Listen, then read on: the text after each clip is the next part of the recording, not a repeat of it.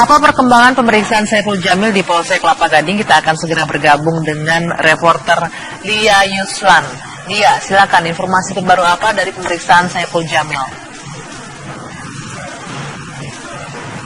Anggi, hingga petang hari ini Saiful Jamil masih berada di Polsek Kelapa Gading, Jakarta Utara untuk melewati atau melalui proses pemeriksaan lebih lanjut. Tadi sekitar pukul 5 sore kami melihat kakak dari Saiful Jamil yang datang, namun dia mengaku belum mendapatkan informasi apapun dari Saiful Jamil sebagai yang terduga menjadi pelaku pelecehan seksual terhadap anak di bawah umur. Kasus ini patut disayangkan, mengingat Saiful Jamil adalah artis yang punya pamor baik begitu, dan terutama ini terjadi di tengah maraknya kasus LGBT yang saat ini sedang marak di Indonesia. Nah, untuk mengetahui lebih lanjut sejauh apa proses pemeriksaan terhadap Saiful Jamil ini dilakukan, sudah bersama saya Kapolsek Kelapa Gading. Selamat sore Pak Ari. Selamat sore Mbak. Pak, hingga saat ini Saiful Jamil masih menjalani pemeriksaan. Apa saja yang sudah disampaikan oleh Saiful Jamil dalam pemeriksaan sementara ini? Perlu saya jelaskan, berawal dari adanya laporan masyarakat kurang lebih jam 5 tadi pagi ke Polsek Kelapa Gading, korban atas nama DS umur 17 tahun yang bersangkutan merupakan pelajar kelas 3 SMA dan tinggal di salah satu tempat di daerah Jakarta Utara gitu. Kemudian dari hasil keterangan korban, saksi korban, kita mengarah kepada pelaku SJ. Kemudian yang bersangkutan juga sangat kooperatif dan berhasil kita amankan tadi pagi jam 5.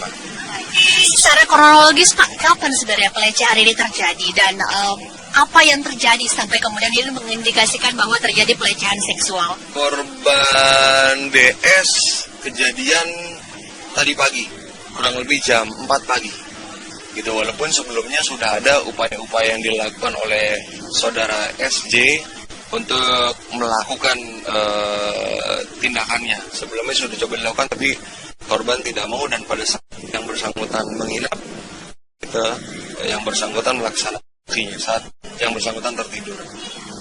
Pak, ini masyarakat kemudian diarahkan jangan sampai ini ternyata suka sama suka, gitu kan? Jadi bagaimana dari kronologi sampai kemudian korban ini mau untuk ikut dengan pelaku ke rumah dan kemudian terjadi hal yang tidak diinginkan ini? Ya. Boleh saja masyarakat menyampaikan atau menduga-duga jangan-jangan suka sama suka, kemudian seperti yang kita tahu mungkin numpang ngetop korbannya atau gimana. Saya pastikan bahwa yang bersangkutan baru kenal kurang lebih tanggal 31 Januari malam, dan pertama kali diundang ke rumah oleh saudara SJ ini tanggal 1 Februari. Jadi kurang lebih baru 2 minggu atau sampai 3 minggu yang bersangkutan kenal. Bukan kenal sudah lama. Dan kenal itu di sebuah acara televisi swasta. Pak, tersangka ini apakah nanti akan ditahan atau hanya untuk pemeriksaan sementara saja? Sampai saat ini masih kita periksa. Kami sudah memeriksa kurang lebih 3 saksi yang ada di dalam. 1 pelaku yang sudah kita amankan dan 1 saksi korban. Kurang lebih 5 orang yang sedang kami periksa. Saksi maupun pelapor ini kan sudah ada ya Pak ya. Sejauh ini apa pembelaan yang disampaikan oleh SJ? Sampai saat ini saudara SJ sangat-sangat kooperatif. Yang bersangkutan juga mau bekerja sama dengan kami gitu. Apa dia mengakui Pak? Ya, kita tunggu nanti hasil periksa. Sementara masih diperiksa nih. Masih belum keluar pengakuan iya atau tidak, begitu belum ada Pak? Nanti kita sampaikan masih ke rekan-rekan media. Tapi yang jelas bisa kita pastikan bahwa alat bukti yang kami punya kurang lebih dari 2. Apa saja Pak? Itu materi penyidikan Pak. Ya. Korban sejauh ini ada berapa Pak yang sudah melaporkan? Terindikasi lebih dari 1. Ya. Dan semua itu adalah pria, anak kecil di bawah umur? Laki-laki. Yang saat ini yang pasti yang di bawah umur 1 anak. Terima kasih Pak Ari atas waktunya. Kita harapkan ini tidak akan terjadi di kemudian hari ya Pak ya. Karena kasus ini bisa dikatakan cukup menyedihkan karena terjadi korbannya adalah anak di bawah umur. Terima kasih Pak atas waktunya.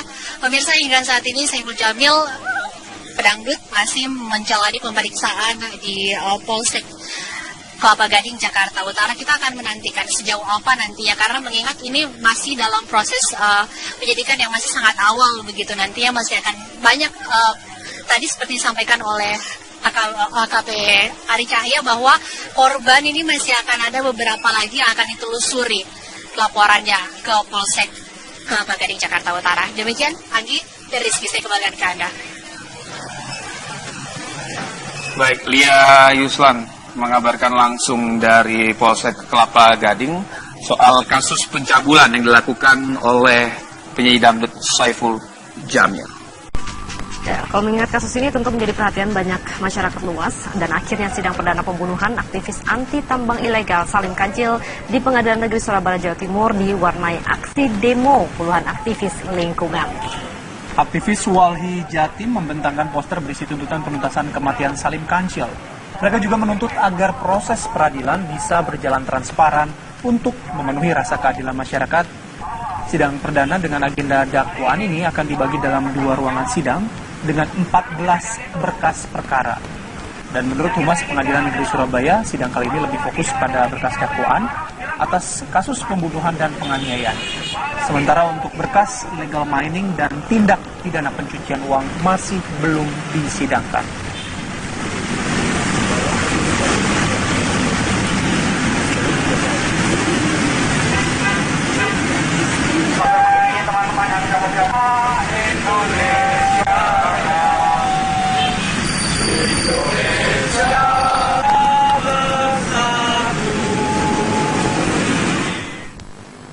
Lalu bagaimana jalannya sidang pembunuhan Salim Kancil? Kita akan bergabung dengan reporter TV One ada Rian Yudhistira dari Surabaya, Jawa Timur.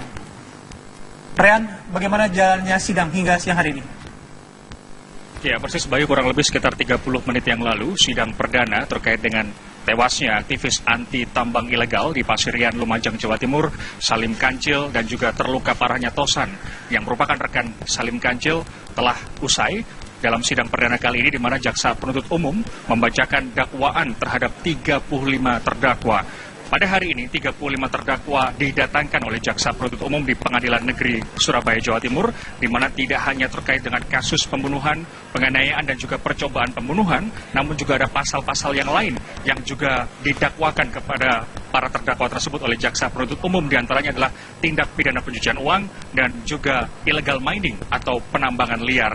Praktis, jika kami tadi melihat ataupun mendengar bagaimana dakwaan yang dibacakan oleh jaksa terkait dengan kasus Salim Kancil dan juga teraniayanya Tosan ini, tidak lepas adalah motivasi ekonomi, karena dalam penambangan pasir ilegal tersebut ada perputaran uang yang cukup besar, di mana pada setiap harinya kurang lebih 30 juta rupiah disetorkan kepada Kepala Desa Nonaktif Selok Awar-Awar Haryono yang tadi juga hadir dalam persidangan. Berarti dalam 30 juta per hari, jika dikalikan selama 30 hari, maka kurang lebih ada 900 juta rupiah pendapatan dari hasil penambangan pasir ilegal di Desa Selok Awar-Awar Pasirian, Lumajang ini. Dan untuk mengetahui bagaimana data dan juga fakta yang telah didapatkan oleh pihak jaksa penuntut umum terkait dengan tindak pidana pencucian uang dan juga illegal mining ini, kami saat ini telah bersama dengan jaksa penuntut umum dari Kejari Lumajang, yakni Dodi Ghazali. Selamat siang, Pak Dodi.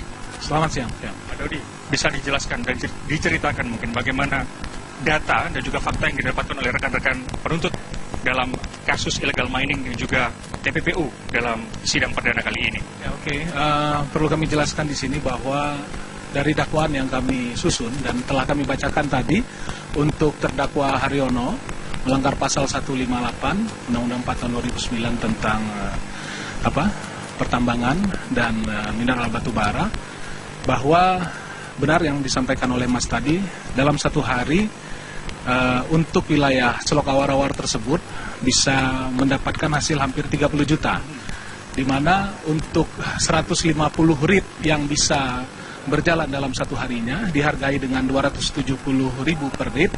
Di situ dibagi 142.000 untuk kades, untuk pemilik alat sekitar 110.000.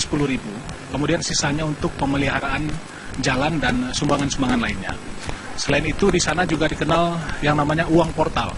Uang portal tadi kita sudah dakwakan juga untuk yang menjaga portal tersebut, bahwa di sana karena akses jalan dari Desa Bago dan Desa Selok Anyar itu harus melewati depan Desa Selok Awar-Awar, depan balai desanya itu, dikenakan setiap rate-nya itu Rp30.000,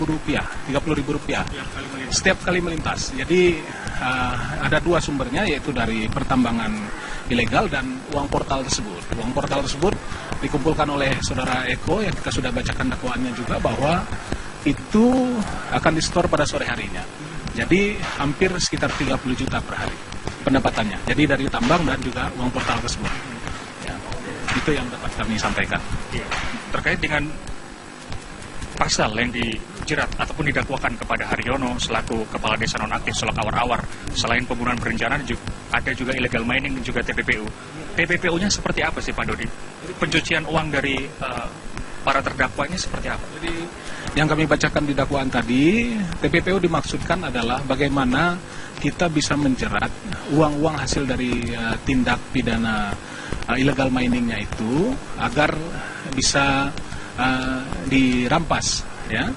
Kalau dari barang bukti yang ada, yang sudah disetorkan ke Kas Kejari Surabaya, bahwa ada 500 juta barang buktinya, kemudian ada beberapa mobil, dan ada bentuk-bentuk setoran dari macam-macam ke berbagai pihak. Itu yang sudah kami jelaskan di dakwaan nanti. Dan minggu depan kita akan buktikan di pembuktian hari Kamis lagi.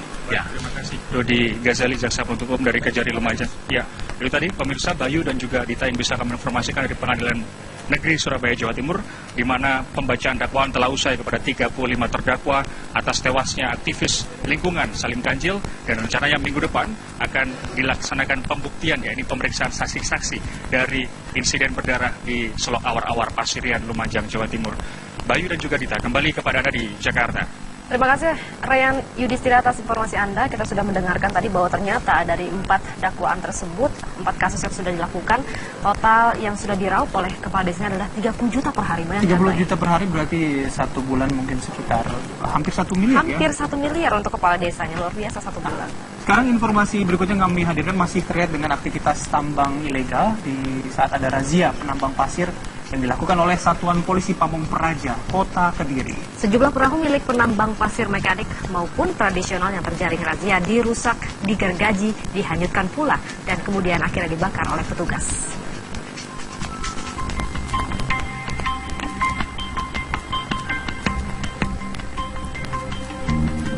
Razia penambang pasir ini ditujukan di 8 titik di sepanjang bantaran Sungai Brantas di Kelurahan Semampir, Kota Kediri. Selain dibakar, digergaji dan dihanyutkan. Petugas juga menyita peralatan milik penambang pasir di lokasi dan mengamankan 5 orang penambang pasir. Sejumlah orang yang diamankan ini berstatus sebagai pemilik usaha dan pekerja. Mereka berasal dari luar Kota Kediri. Satpol PP menganggap aktivitas para penambang ini dapat merusak kelestarian lingkungan. Selain merazia di sepanjang bantaran Sungai Brantas di Kelurahan Semampir, petugas juga melakukan penyisiran aktivitas penambangan pasir di bantaran Sungai Brantas, Kelurahan Bandar Lor, Kecamatan Mojoroto, Kota Kediri. Dari Kediri, Jawa Timur, Hendra Setiawan, TV One mengabarkan.